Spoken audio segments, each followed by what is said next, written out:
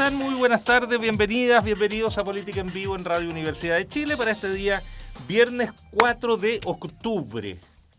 Mañana es 5 de octubre, vamos a hablar un segundito de eso. Mañana es 5 de... ¿Alguien se acuerda que mañana es 5 de octubre? Sí, lo vi en las redes. Ah, ¿sí? ¿En las redes? Sí. ¿Y saben por qué es 5 de octubre mañana? ¿Alguien sabe de qué se trató el 5 de octubre? Bueno, de eso vamos a hablar con nuestros panelistas del día de hoy. Como sabemos, hoy viernes, día de panel, y tenemos el gusto de contar con Beth Gerber. ¿Cómo estás, querida Beth? Muy bienvenida, directora de Opinión. Muchas gracias por la invitación. No, pero si usted es de la Casa de Opinión Pública y Comunicación Política de la Fundación Chile 21. Dije todo bien, te dije Beth, no te dije Get. Impresionante. Dije Chile 21 y di tu cargo. Felipe Pozo. Encantado de conocerte, Felipe Pozo, a tu disposición. Oye, qué felicidad. Quiere decir que estoy lúcido hoy día. Estamos con Tomás Duval, bienvenido Tomás, también uno de nuestros más habituales panelistas de nuestro programa. Muchas gracias por la invitación, muy buenas tardes. Al contrario, académico, hombre de Renovación Nacional. Aquí hay dos militantes, eso ya es un... Estamos empatados, 2 y 2. Exactamente. Bienvenido como siempre. Y Andrés Hidalgo, vicepresidente del Partido Comunes. Sí. Andrés, primera vez por acá. Primera vez por aquí, en este programa. Estamos en otro, pero primera vez en este programa. Un gusto recibirlo en Política en Vivo. Me alegro mucho que esté por esto. Sí, se siente muy bien la recepción. Qué bueno, gracias. Oye, aprovechémonos que está Beth y que debes venir llegando de Buenos Aires, estás a punto de irte a Buenos Aires. Como es habitual. En un intervalo, vienes a comer buena pizza en Chile y esas cosas, la verdad, carne de verdad y cosas que... No, pero debo decir que extraño el pescado cuando estoy allá porque soy una consumidora intensiva de pescado y mariscos chilenos. Que es carísimo, en el absurdo más grande que tenemos en Chile, entre otras. Sí. Son los dos grandes absurdos, el precio de los pescados y la propiedad del agua. Yo son las dos cosas que no logro entender de Chile. Sí. Pero bueno. Hay otras más, pero... Son de las dos peores. Pero ¿cómo está la situación? Estábamos todos preguntándote un poquitito cómo ves, ya estamos muy cerca de las elecciones en Argentina. Y para Chile, y para que nos interesa la política argentina es muy importante. ¿Cómo va la cosa? ¿Qué es lo que se ve? De repente como que Macri ha tenido un pequeño impulsito, ¿da para algo eso? ¿Está toda la suerte echada? ¿Qué piensas tú? No, a ver... Están unas cifras atroces de pobreza que son muy impresionantes. Tenemos de todo y podría hablar todo el día. No lo voy a hacer, pero me va a costar y ustedes me van a parar. A ver, creo que la elección está definida en nación y vamos a los grandes núcleos, no la nación, por supuesto, la presidencial. Creo que está definida y en primera vuelta. Vamos al segundo grande que se suele confundir acá y es la provincia de Buenos Aires, que no es la ciudad de Buenos Aires, exacto, a donde van chilenos y chilenas con mucho entusiasmo, y yo también, es en general lo que conocen y dicen bonaerenses por la gente de la ciudad. No, la gente de la ciudad son porteños, la ciudad de Buenos Aires es un distrito electoral importante sin duda, pero el más importante es la provincia que rodea a la ciudad muchísimo más grande, tiene el 40% de la población, digamos, y de la votación nacional, es importantísimo, 12 millones de habitantes, y allí también, para sorpresa de muchísimos, me incluyo, María Eugenia Vidal era la favorita, es la gobernadora, e incluso se manejaba su nombre cuando Macri venía cayendo y diciendo, como es la estrella, que vaya ella como candidata presidencial. Esto no prosperó. En todo caso le fue pésimo, perdió por unos 20 puntos y ya también la provincia está definida, en mi opinión. La gran interrogante está difícil, pero lo único que le quedaría al macrismo importante es la ciudad de Buenos Aires. Incomparable en peso electoral, como dije, con la provincia y el resto de las provincias. Pero es importante, es emblemática, es rica, claro. Es rica, tiene por supuesto ingresos muy altos, ingresos fiscales muy altos. La ciudad estaba prácticamente jugada a favor del macrismo, tuvo en elecciones anteriores diferencias arrasadoras de más de 20 puntos. En este caso no, hay un candidato, Matías Lamens, que ha logrado, que viene del mundo extrapartidario, por supuesto de todas maneras representa a la oposición y logró nuclear a la oposición al frente de todos, digamos, kirchnerismo, peronismo muy ampliado, y achicó la diferencia. en la ciudad de Buenos Aires hay segunda vuelta, como decimos nosotros, se están riendo de mí acá, balotage, segunda vuelta. Siempre se ha dicho balotaje. El chilenismo, digamos, la versión chilena. Acá se dice así, bueno, digamos segunda vuelta si estamos todos de acuerdo. Hay segunda vuelta. Ahora, el candidato macrista tuvo, creo que rondando el 46%, sacando los votos en blanco, que para esta oportunidad, o sea, en las PASO se cuentan, pero ahora no, ya roza el 50 o lo pasa a penitas, no habría segunda vuelta. Lo que pasa es que la verdad es que el clima electoral arrastra todo lo que sea macrismo para abajo. Lógico. Y todo lo que nos preguntamos los analistas durante la campaña, que era quién tira para arriba y quién para abajo. A ver, Vidal, hacíamos cuenta. Vidal tira para arriba a Macri, mejor que no vayan juntos. Bueno, no. En definitiva, Macri tiró todo para abajo, pero todo para abajo. Entonces, también al candidato, y entra en esta ola de arrastre hacia abajo, al candidato de la ciudad de Buenos Aires. Además, la oposición hizo una campaña que acá ha circulado mucho, si vos querés, Larreta también, que es, combina muy, Larreta es el candidato macrista, muy inteligentemente, redes con actos presenciales. Se convoca por redes, que es un contraste muy interesante con el macrismo, que se centró en la estrategia digital únicamente en la primera etapa y ahora ya la cambió porque no da.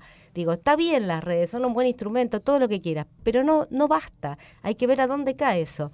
Y el si vos querés Larreta también consiste en citar a muy corto plazo a la gente a bailar una cumbia muy pegadiza y un ritmo muy pegadizo creado en plazas y lugares públicos, diciendo Macri ya fue, Vidal también, que es candidato presidencial y de la provincia, si vos querés, Larreta también.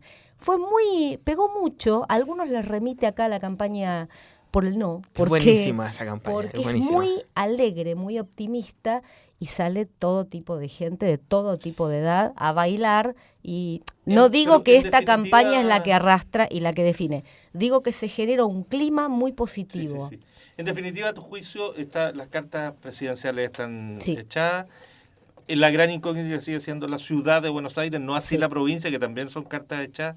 O sea, el macrismo solo podría quedarse con Buenos Aires ya arrasado en el país completo. Sí. Electoralmente hablando, por cierto. Vos lo nombraste al principio, como un airecito optimista que me parece que fue magnificado por los medios acá, que fue la elección de Mendoza que tuvo lugar el domingo pasado. Mendoza, está bien, está al lado, es tradicional, siempre ha sido eminentemente radical y digamos alejada del peronismo. Y fíjense qué curioso, hizo una campaña despegadísima de Macri. Sacaron a Macri de todo. Lo escondieron. Directamente lo escondieron. Además es mucho más chica, aunque está al lado y acá impacta más, es mucho más chica, electoralmente tiene mucho menos peso que provincias como Santa Fe y Córdoba. Por supuesto. Oye, yo para incorporar en este punto a tanto Tomás como Andrés, ¿cómo ven ustedes la repercusión hacia Chile? Que es de lo que se ha hablado bastante. ¿Qué tanto va a afectar a la política chilena o a los ánimos de la política chilena la señal que pueda venir en 20 días más desde Argentina si se dan los pronósticos, que no son pronósticos en realidad, las contrataciones que está haciendo Bet respecto a eso? ¿Cómo le afecta a un gobierno que ha tenido dificultades, que está viviendo un veranito de la mano de la COP25 y del mes de septiembre? Y claro, y de septiembre, que fue un buen mes, y de esta tontera de la acusación primavera todavía, falta el verano. Sí. ¿Tú crees, Tomás, que va a provocar algún efecto eso en Chile o no? Yo creo que mirándolo desde el sector político de Chile Vamos, la experiencia de Macri hay que tenerla en cuenta, el fracaso político de Macri.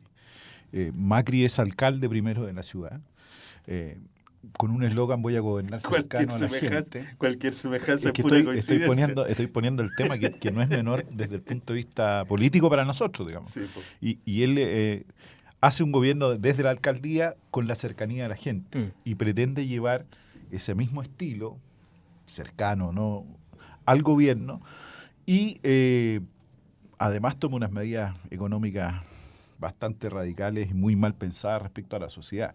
Más bien en el ámbito técnico pueden ser perfectas, pero en lo político no tienen mayor sustento. Desde esa perspectiva, entonces, la lección que uno pudiese desde esa parte sacar, digamos, desde lo que yo estoy mirando, básicamente cuidado con que vaciar a la política de contenido. No basta la cercanía ni la proximidad para hacer gobernable un país de alguna manera. Y lo segundo, que es algo evidente, ¿no? Ojo con la economía. La economía tampoco es muy importante, pero las medidas tienen que mirarse y tomarse con el adecuado contenido político. Miren lo que está sucediendo hoy día nomás en Ecuador con una situación, ¿no es cierto? Tremendo. Con una medida económica que puso una explosión social a un país que estaba relativamente tranquilo. Claro, uno dice una medida transitoria de 90 días, no estoy tratando de explicar, pero dice 90 días esta alza de los combustibles. Pero evidentemente ese es un golpe a la ciudadanía, a la gente. Entonces yo creo que de ahí son las lecciones que uno mira desde el punto de vista desde Argentina. Creo que eso es muy importante, sobre todo para una coalición que está en el gobierno. Mirar ese efecto y mirar que la política tiene que tener contenidos y líneas definidas para poder gobernar. De otra manera es imposible. O sea, es imposible gobernar estando con los mismos eslogans de la campaña. El gobierno es muy distinto a una campaña política. Y yo creo que muchas veces se tiende a gobernar y a seguir el ritmo como si se estuviera en campaña. Y el gobierno requiere una atención distinta para poder llegar e implantar las políticas que se prometen. Desde esa perspectiva yo creo que hay que mirar, desde mi punto de vista, Argentina. Tomás, ahora también ha tenido complicaciones, pues lo del embajador argentino también hay que reconocerlo. Sí, tú estabas proponiendo junto con Max Colodro a Soledad Alvear. Era una broma, me parece. Pero sería divertido eso. Lo que pasa que claro, yo creo que todo lo sucedido en torno a la nominación del embajador argentina fue muy mal pensado por parte del gobierno y mal ejecutado. Acordate cómo empezó. Exactamente, el presidente colocando a su hermano en una embajada. Creo que eso es impresentable hoy día, es no medir cómo está la sociedad chilena, digamos. Y en segundo lugar... Es la embajada más importante. Y en segundo lugar, colocar, claro, yo tengo la mejor opinión de Sergio Rejola, presidente del Colegio de Abogados, pero siendo un país tan importante para Chile, Argentina diría ser el primer país más importante, bueno, ahí se requieren otras capacidades más allá de haber sido presidente de un colegio, más capacidades políticas, diplomáticas, porque es una relación que se mantiene independiente de los gobiernos y hay muchas cosas que hacer con Argentina mucho más allá. Entonces, independiente de los signos políticos, hay que tener las capacidades de todo. O sea, el propio presidente Piñera yo creo que también lo reconoce de alguna manera. En una entrevista le preguntaron, ¿usted fue a Argentina? ¿Y estaba el embajador? No, el embajador estaba en Europa. Golf. Dijo que estaba en Europa, ¿no? Claro. El jugando golf lo dijeron otros, pero ya con eso revela que había un problema. Yo creo que no se tomó el peso a ese cargo y esa embajada, que es tan importante como otro. Andrés Hidalgo. Sí, yo creo que el tema es un poco más de fondo. Hay una tesis que levanta el vicepresidente boliviano Álvaro García Linera, donde dice la caída, digamos, de todo el ciclo de los gobiernos progresistas en América Latina ha dado paso a gobiernos de derecha, Macri, Piñera, Bolsonaro, por supuesto, Lenín Moreno, Duque, es decir, gobiernos de derecha. Y de alguna manera las izquierdas del continente empiezan a discutir acerca de qué es lo que esto significa, es decir, bueno, qué es lo que pasó, qué cosas hicimos mal, qué cuestiones empezaron a dejar de hacer sentido común en los pueblos de estos distintos países. Y entonces había dos alternativas, o sea, dos tesis, ¿no? Es decir, bueno, aquí el reflujo neoliberal o el reflujo de los progresismos, la derrota de los progresismos, llegó para quedarse y aquí viene un largo plazo de recomposición neoliberal capitalista o liberal desde el punto de vista económico. Y él plantea, su tesis es que eso no va a ocurrir. Fundamentalmente porque este nuevo neoliberalismo, esta nueva oleada de neoliberalismo, no genera respuestas concretas a las necesidades de la gente.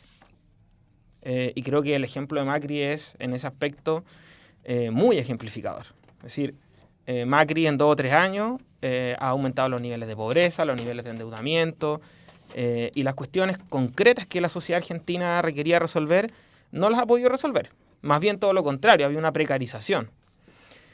Y recordar que la derrota fundamental, o sea, el elemento fundamental en la derrota del kirchnerismo no era su gestión social, sino que era más bien toda la atmósfera de corrupción y de acusaciones, en particular con Néstor y Cristina, en particular con ellos dos. Es decir, hay un elemento, yo diría, anexo a la política propiamente tal.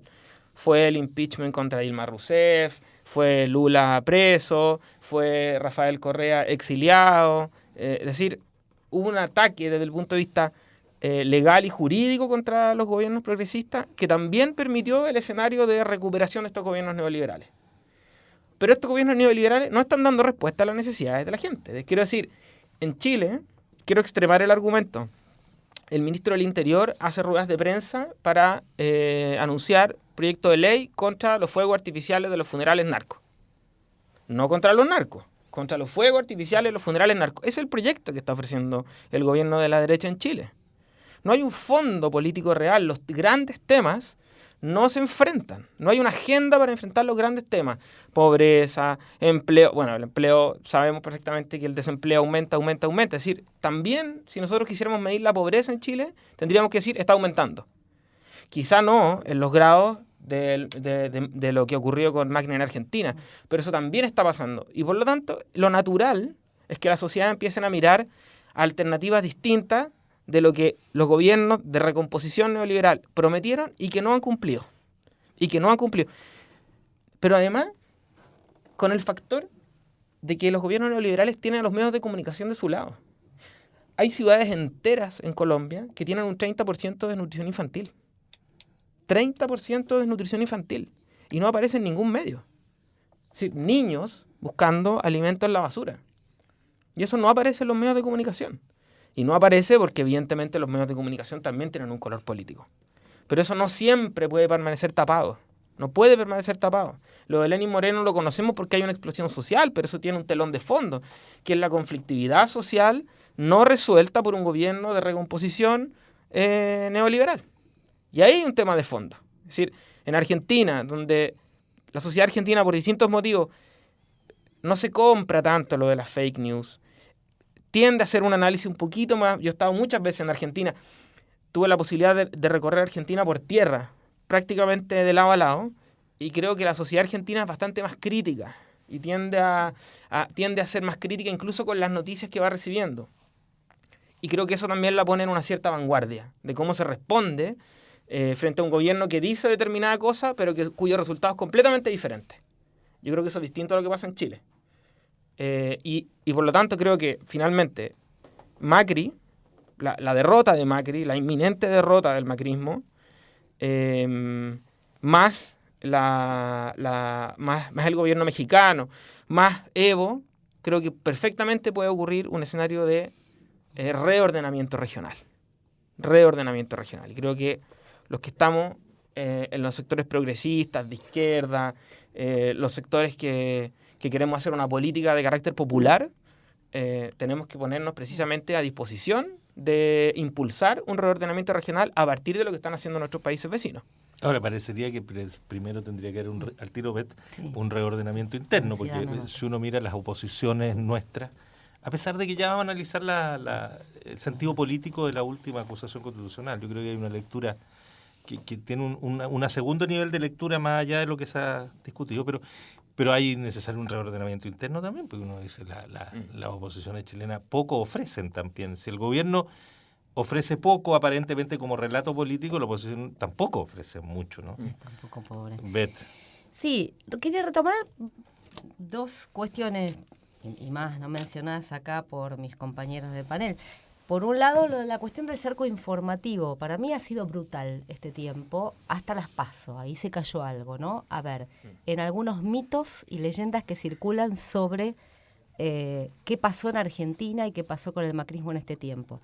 Uno sí tiene que ver con algo que dijiste, que es que técnicamente las medidas económicas podían ser perfectas, pero que la gente, hay algo así como, bueno, la gente no se banca tanto ajuste, que era necesario por el derroche, veamos, lejos de ser técnicamente perfectas, las medidas macristas eran desastrosas, empezando por abrir indiscriminadamente la posibilidad de entrada y salida de capitales especulativos, lo que hizo un desastre en Argentina. No llegó ninguna lluvia de inversiones que Macri prometió, sí llegaron desde el comienzo, estaba más desregulado, que Chile, que es una economía y un mercado financiero bastante abierto, estuvo escandalosamente abierto para que entren y salgan capitales especulativos. Así lo hicieron, hubo una entrada fuerte y así como entran se van los capitales especulativos.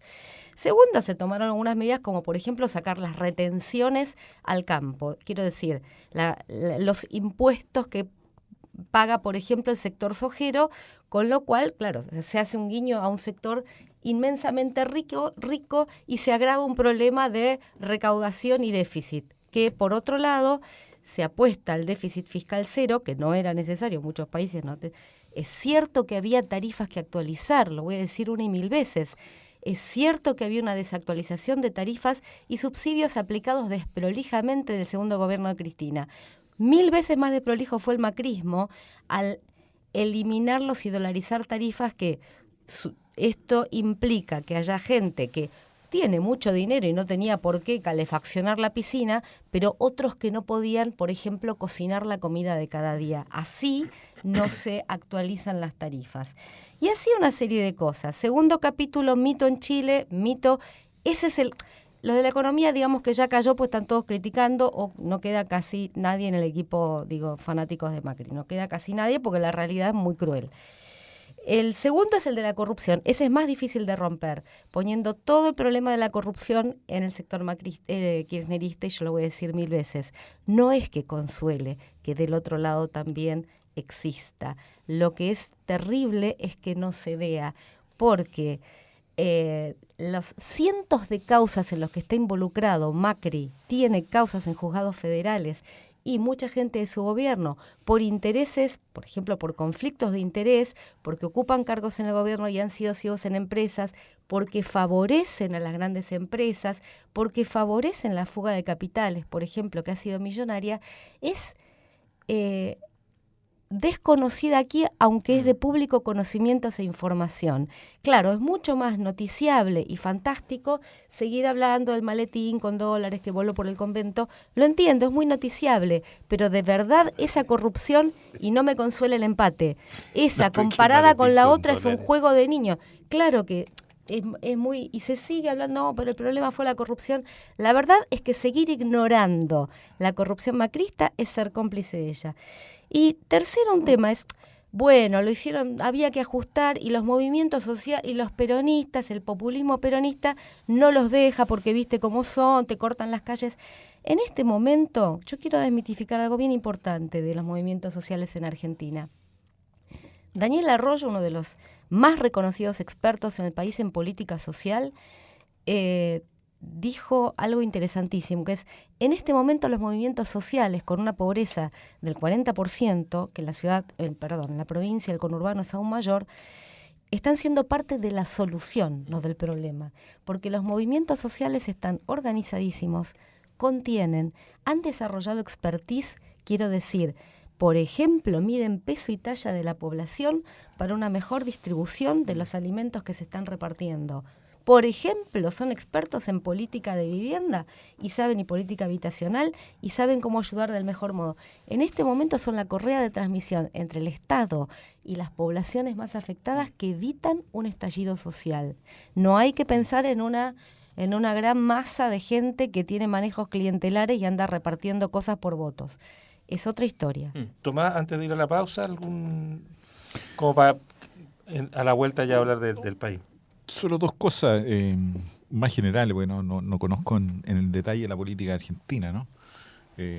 Esto de empatar la corrupción tampoco parece bueno, digamos. No.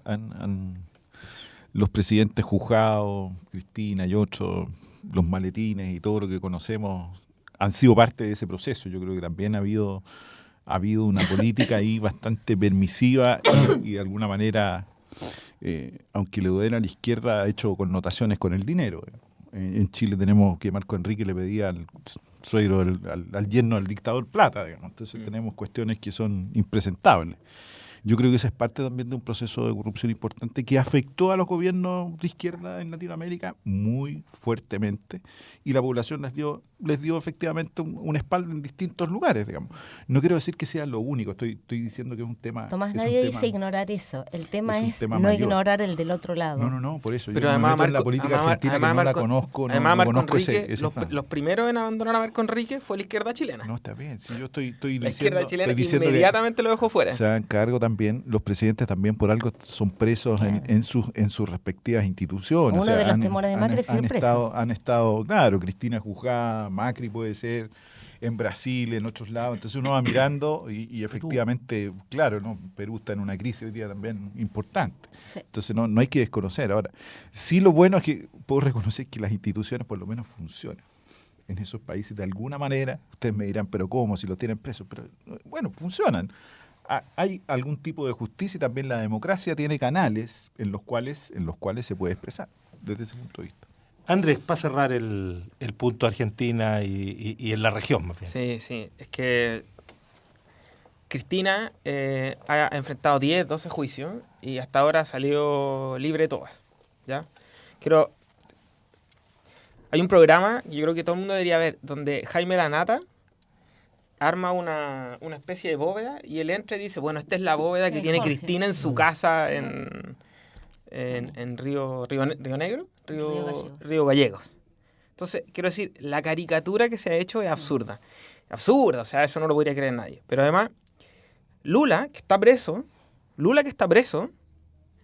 detrás de un juicio absolutamente falso, que el Colegio de Abogados de Brasil rechaza, que Temer acaba de reconocer hace 2 semanas que hubo un golpe de Estado en Brasil. O sea, quiero decir, intentar hacer, digamos, taparse los ojos frente a un intento coordinado, no sabemos desde dónde, pero podemos sospecharlo, coordinado para atacar a todos los líderes latinoamericanos que hicieron una política distinta en la década pasada, es sencillamente ingenuo. A Lula ya le han ofrecido 2 o 3 veces la libertad condicional y él ha dicho que no, que va a salir únicamente cuando se compruebe su absoluta inocencia, cosa que va a ocurrir. Tarde o temprano va a ocurrir. Lo mismo va a pasar con Correa. Bueno, Cristina ya en todo su juicio ha salido sobreseída, todavía no logran ni siquiera desaforarla. Por lo tanto, se ha ido cayendo ese relato de que estos gobiernos se dedicaban a robar a sus propios países. Ahora, el problema es que cuando se caiga ese relato, cuando termine de caerse ese relato, va a haber que pedirle a los medios de comunicación que estén a la altura para decir, bueno, toda esta cosa que durante años y años y años nosotros reprodujimos como una verdad revelada, en realidad era mentira. Y ahí vamos a tener una vuelta, sí, con Macri, pero también con el gobierno chileno. Vamos a hacer una pausa y ya seguimos conversando en Política en Vivo.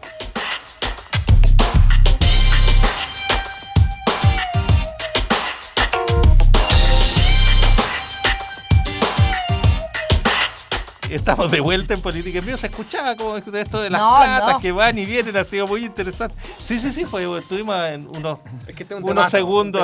Es un temazo. Ya estaba muy entretenido este ratito, pero no menos entretenido, hay algunos que lo han calificado de realismo mágico, todo el tema que rodeaba la acusación constitucional. Porque, a ver, más allá, yo diría, más allá de la lectura de lo político y lo jurídico, finalmente todo se transformó en una batalla de poder, ¿no es cierto? Los de allá y los de acá, y termina como terminó, como sabemos, con este rechazo, en fin, pero yo los invito a hacer un análisis más bien de la consecuencia política, de qué pasó en esta circunstancia, y si es tan evidente el triunfo del gobierno en términos de lo que viene en términos políticos. Yo creo que esto hay una entrevista a Javier Couso, que es un constitucionalista al cual yo tengo mucho cariño, es panelista nuestro también en algunas oportunidades, y él dice que es urgente revisar el sentido y las formas de las acusaciones constitucionales, porque esta pugna entre lo puramente político y lo jurídico, y quienes la leen jurídicamente denostan al otro, y quienes la leen políticamente se ríen por ingenuos de los que la leen como jurídico, hace que sea una institución muy compleja y que se va haciendo daño finalmente. Bueno, eso tiene que ver con el presidencialismo, tiene que ver con muchas otras cosas. La proporcionalidad de la sanción, digamos. Claro, eso es lo que discute. Hay un montón de cuestiones allí. Pero yo les propongo ir a ver cómo sale oposición, gobierno, oposiciones de este impasse creado por la acusación constitucional. El que quiera partir, que levante la mano. Tomás Dual. Quizás de alguna manera, o sea, del sector aparentemente ganador. Es que yo creo que la acusación constitucional fue un boomerang. Se volvió contra aquellos que la presentaron. Y aquí el PS se está ocultando detrás porque fue el gran impulsor, digamos. Y él se está ocultando de esta derrota autoinfligida, digamos. ¿Por qué digo que fue un boomerang? Porque efectivamente le dio un triunfo político al gobierno respecto de la ministra Cubillos. Yo creo que es un triunfo político que se lo dio producto de las consecuencias, como votaron, hasta un vicepresidente de la Cámara, ¿no es cierto?, vota en contra de la acusación, o 2 se abstienen. ¿Para qué vamos a seguir el caso? Y lo segundo es que deja todavía más en evidencia los problemas al interior de la propia oposición, ya no hablo de una oposición, y termina en un debate de descalificaciones entre los propios acusadores, por decirlo de alguna manera. Pero en ese fondo yo creo que hay un tema allí. Para el gobierno es un aire, un segundo aire, que creo que es importante haberlo logrado. Políticamente aparece como un buen hecho.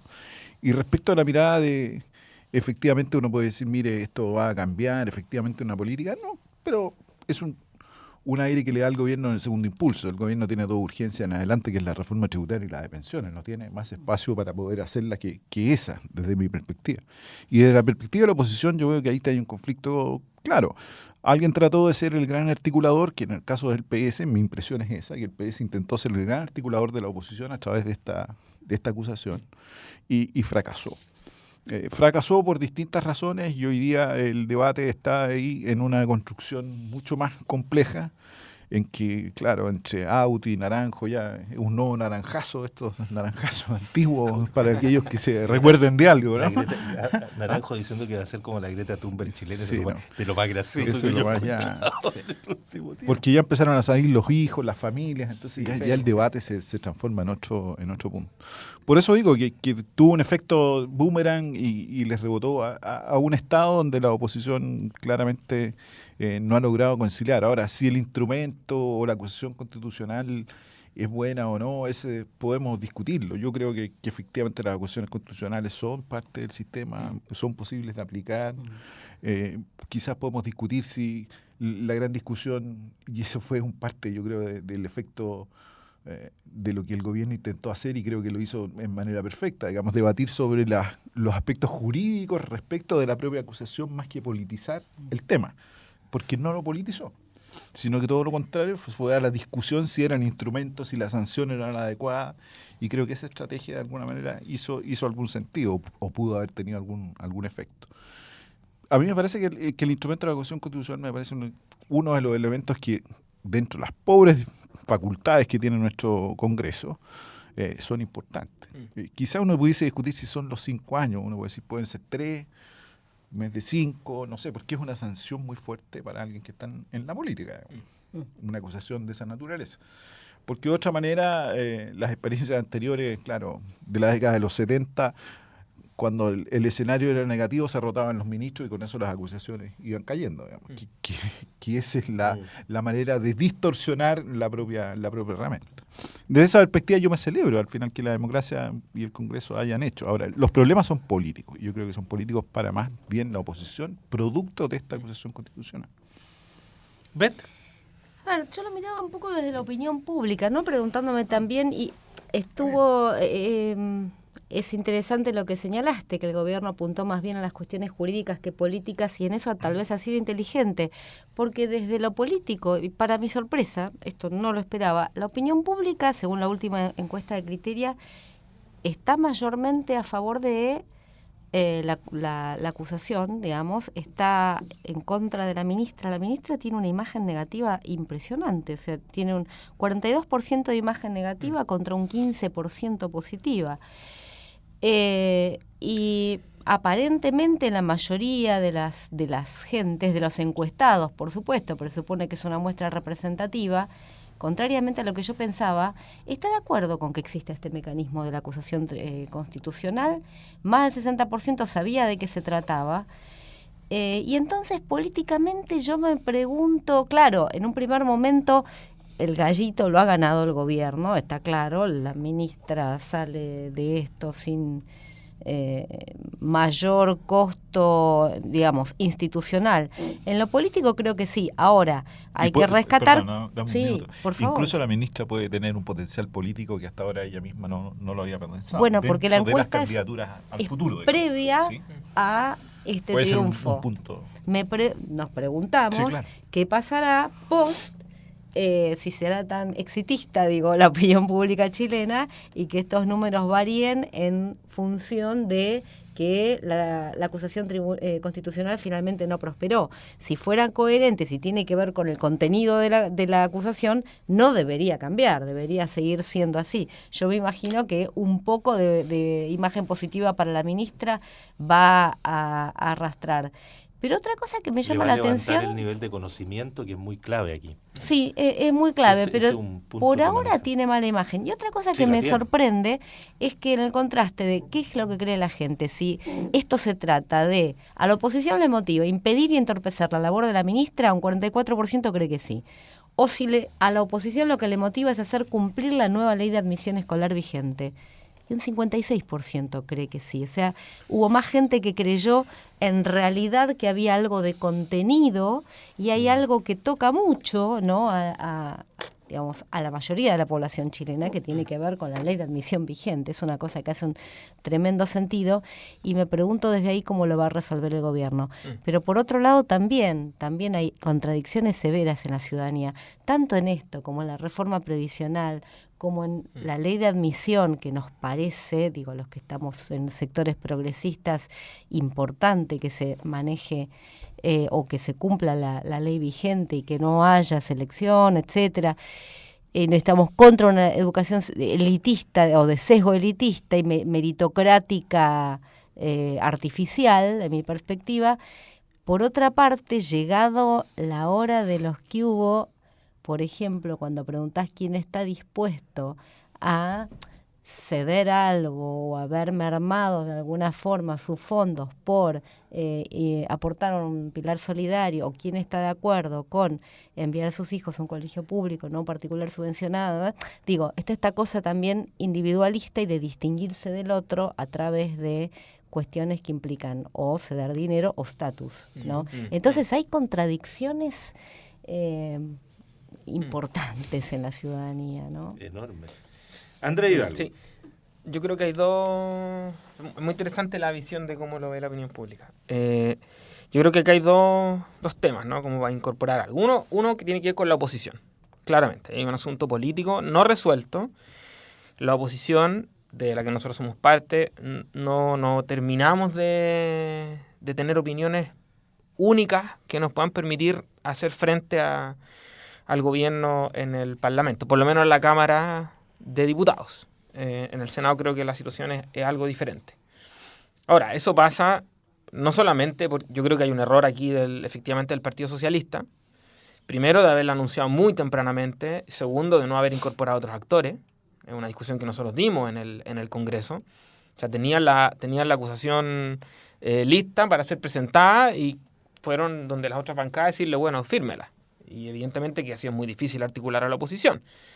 Antes de eso, y lo hablamos personalmente con Álvaro Elizalde, con Carlos Montes, oye, armemos una mesa y veamos entre todos cómo podemos sostener una acusación constitucional. Yo creo que hay un error del Partido Socialista de pensar que si ellos son los que toman la iniciativa, entonces la oposición se va a ordenar. ¿Ya? Este es un ejemplo muy claro de que eso no pasa, y ojalá que tomen nota. ¿Ya? Ahora, el Frente Amplio se sumó completo a la acusación constitucional, incorporando un capítulo, no tanto por pensar que la presencia del Partido Socialista, del Frente Amplio, del PPD, o mayoritariamente el PPD, bueno, PPA ya no es del PPD, pero iba a permitir, digamos, asestarle una derrota al gobierno, cosa que nosotros creemos que igual es relevante. sino fundamentalmente por el tema de fondo. Y aquí quiero pasar al otro. ¿Quién pierde fundamentalmente con esta acusación constitucional? La educación pública. La educación pública es la que principalmente pierde, porque lo que está meridianamente claro es que la ministra se ha dedicado a no implementar las políticas que le corresponden en materia de educación pública. Fundamentalmente en el tema de admisión escolar. Y para eso se ha desplegado en el país, utilizando datos que no puede utilizar, haciendo una campaña de contrainformación. Hay que entender que la ministra es una fanática. Ella es una fanática neoliberal. Ella es una fanática de que la educación pública tiene que estar subordinada a los otros tipos de educación. Y por lo tanto aquí el gran perdedor son los estudiantes y sus familias. Los estudiantes y las familias que por supuesto que no pueden pagar una educación privada. Y ese tema creo que es lo que se refleja finalmente en los números que nos muestra BET. Es decir, el 56% de los encuestados cree que aquí el problema es que la ministra no implementa las leyes que tienen que defender la educación pública. Y eso sí es grave. Ahora, a nosotros en lo particular nos toca presidir la Comisión de Educación de la Cámara y lo que puedo decir es que la ministra debió haber estado en 54 sesiones y fue a 16. ¿Sí? Para hablar y definir las políticas de educación pública. Fue a 16. Es decir, esa es la real importancia que la ministra le otorga a la discusión en temas legislativos relacionados a la educación pública. Y creo que ese dato es relevante, no se puede perder y además deja muy claro efectivamente hacia dónde apunta su gestión. Oye, yo ahí tengo una diferencia, pero... me imagino. No, es que por las cifras, ¿no? Las leyes se aplican y yo no veo que la ministra no esté aplicando las leyes. Efectivamente, el proceso nuevo de admisión escolar ha sido un desastre. No, en las cifras, en la región metropolitana. Pero todas las plataformas se han caído una y otra vez. Está bien, la gente no ha podido postular. Pero mira las cifras finales, mira el objetivo final. Yo creo que se ha implantado. Yo soy partidario además de ese tema. Pretendo defenderla. Creo que esas cifras son extraordinarias. En eso digo que ese proceso de postulación está bien. Si la crítica política puede ser, oiga, va en un ritmo distinto, va lento. Al final yo creo que el proceso ha sido la instalación. Porque también voy a volver atrás, oye, lo que hicieron en Vallenar y que no me interesa. Yo creo que ese proceso, yo estoy de acuerdo con aquello, ha demostrado en la cifra un crecimiento, se ha implantado, que con dificultades, con mucha menos de las que quizás algunos se imaginaron, en la región metropolitana con mucho menos. Mira las cifras que salieron de postulación. Ahora, si uno va mirando, va bajando la cifra, lo que pasa en el Instituto Nacional, por colocar un hecho, la baja de postulaciones frente a otros, etcétera, ahí hay una cuestión mucho más compleja, que es distinta. Yo creo que en el fondo, mi impresión, ahí yo tengo esta es una tesis mía, ¿no? Yo creo que está bien, yo sé que la educación es un tema ideológico y político muy fuerte, donde las diferencias se tienen que manifestar y pueden manifestarse, digamos. Pero creo que la oposición, para mí, no va a salir de donde está si va a seguir discutiendo la educación. Siguió discutiéndolo con Guillé, sigue discutiendo, y ya no es el problema central. Pueden ser medidas de aplicación. Yo estoy de acuerdo con que hay muchas cosas que se pueden... No quiero decir que no se discuta más de educación, hay cosas no resueltas. Por ejemplo, el tema de la gratuidad, que todavía está hasta la duración máxima de las carreras, ¿no es cierto? ¿Qué pasa después? Porque nadie termina, o muy pocos terminan, 40% más o menos termina en los años que corresponde cada una de sus carreras. Y eso no está resuelto todavía, ¿no es cierto? O sea, hay cosas no resueltas, pero creo que mi perspectiva es que desde Guillén en adelante, el intentar volver, yo creo que se quedaron con una imagen del 2011 donde las movilizaciones sociales ante un gobierno fueron exitosas en materia de educación. Y yo creo que estamos en otra etapa y son otros los temas hoy día. No quiero decir que no sea la educación.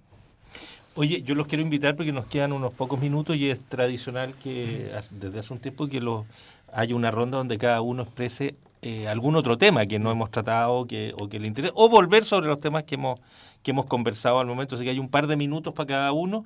Yo solo quiero dejar un dato que ayer lo conversamos mucho en el programa y que tiene que ver con la acusación constitucional, pero la consecuencia política. Fíjate que esta es la vez que en términos formales y de los partidos nunca ha estado tan ordenada la oposición. Es la más ordenada de todas. Y ahí hay algo que a lo mejor es interesante de mirar, porque de la DC de 13, 2 votaron al final en contra, que eran los que pensaban que eso se iba a desmembrar entero. Pero en fin, no quiero insistir en un punto que hablamos largamente ayer.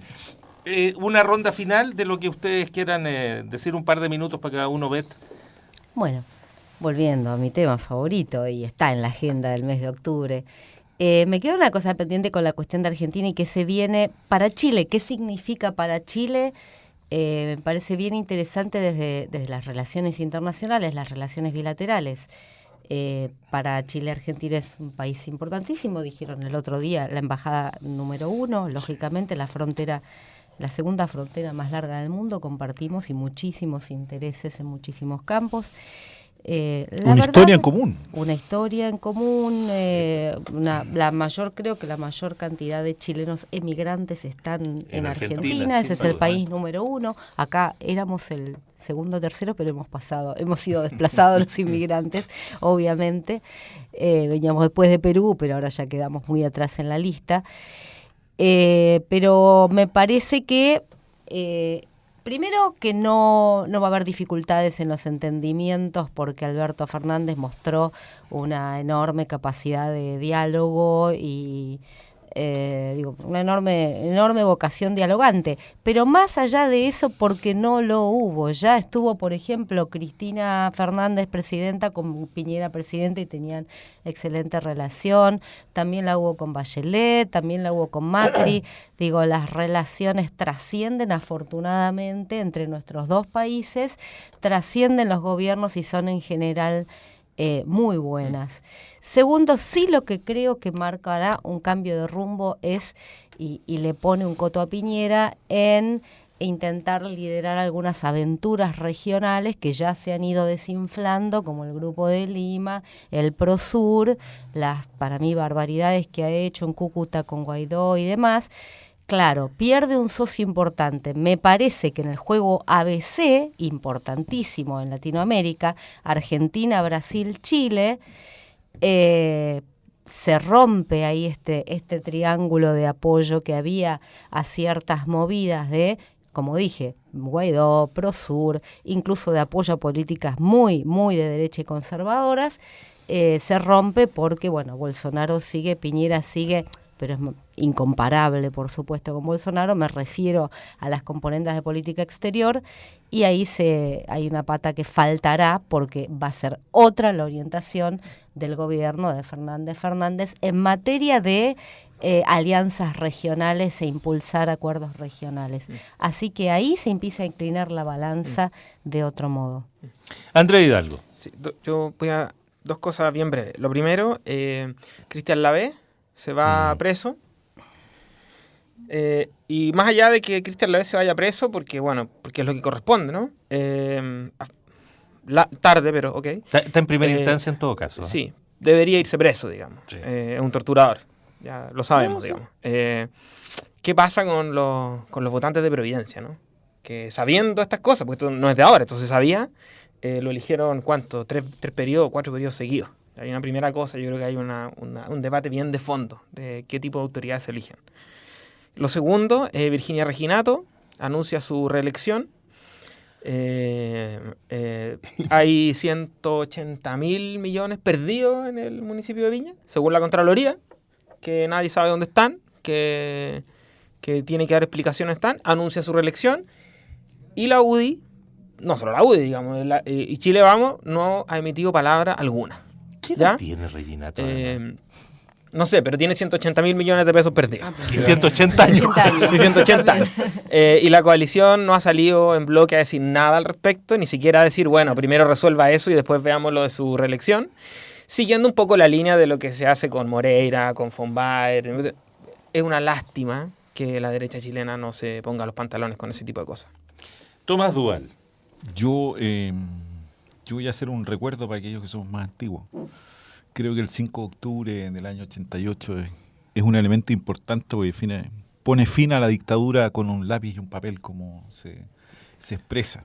Yo sé que algunos me van a decir, eso fue producto de las otras luchas que hubo, pero yo creo que ese proceso que vivimos en Chile, democrático, de salida, con muchas tensiones, pero bastante pacífica, creo que hay que reconocer que hay una madurez política de la clase política y de la ciudadanía. Entonces yo creo rescatar Yo sé que estamos hace muchos años también de ese punto, pero creo que siempre uno tiene que valorar las cosas que nos han hecho bien como país y como sociedad. Por eso ese homenaje a aquellas personas que fueron artífices de ese proceso, porque hay que hacerles un reconocimiento. Yo sé que algunos de ellos ya no están vivos, pero exactamente todavía existen y están muchos participando. Entonces, de esa manera, un homenaje para todos aquellos que estuvieron presentes ese 5 de octubre del año 88.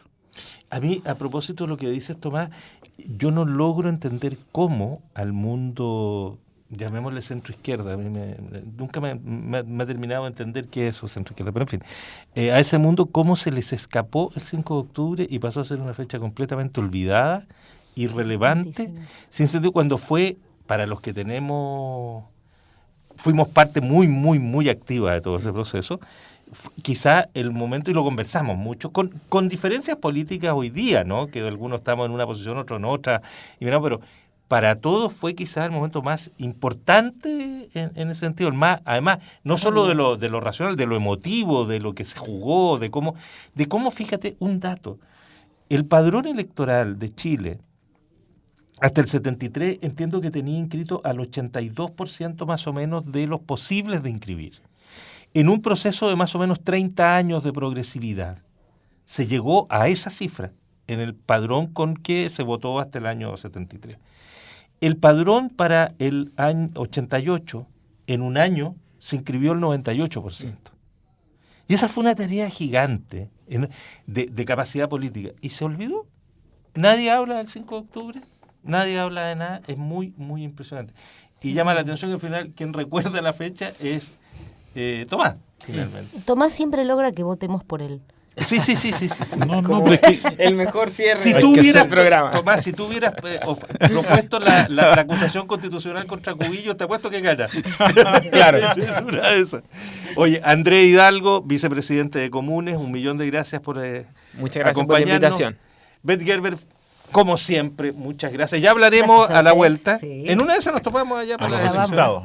Don Tomás Duval, muchas gracias, un gusto como siempre. Igualmente, que muchas estemos gracias. por aquí. Ya, nos vamos. Muchas gracias por su compañía, gracias al equipo que hace posible que en todas las plataformas de la radio estemos a su disposición. Que tengan muy buen fin de semana, muy buenas tardes.